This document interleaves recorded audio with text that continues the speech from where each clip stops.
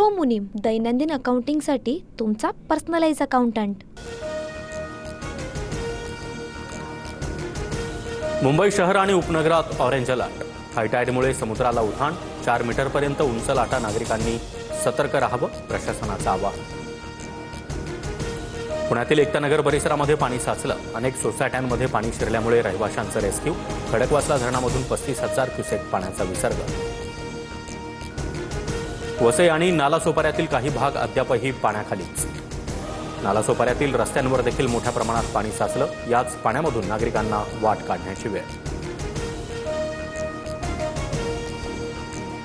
साताऱ्यातील कृष्णा नदीला पूर, संगम माहुलीतील स्मशानभूमी पाण्यात, तर वाईच्या महागणपती मंदिराला पुराचा वेढा, नदीलगतच्या कुटुंबांना सुरक्षित ठिकाणी हलवलं।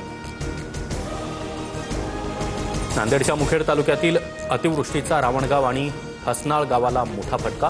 लेंढी नदीला आलेल्या पुरामध्ये अनेक घरं उद्ध्वस्त, तर जिल्हा परिषद शाळेत चिखलाचं साम्राज्य। नाशिकच्या गंगापूर धरणामध्ये पाण्याचा विसर्ग वाढवला, दुतोंड्या मारुतीच्या गुडघ्यापर्यंत पाणी। गोदाघाट परिसरातील आठवडे बाजार बंद, प्रशासनाकडून नागरिकांना सतर्कतेच्या सूचना।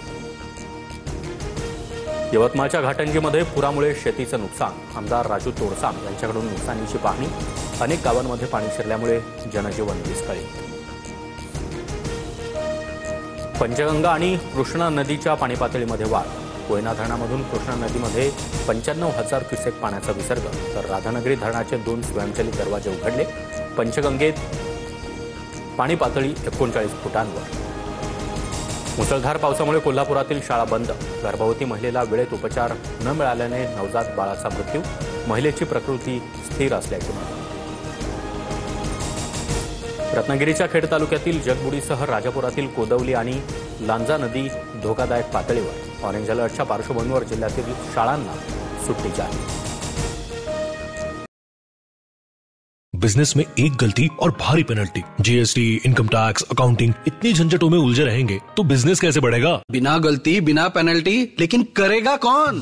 प्रो मुनीम, आपका पर्सनल अकाउंटेंट, सिर्फ 65 रुपए पर डे में accounting, GST, income tax, professional tax, filing, बिना किसी एक्स्ट्रा चार्जेस, सटीक, सुरक्षित, प्रोफेशनल सेवा। मैं तो प्रो मुनीम से जुड़ रहा हूँ, और आप?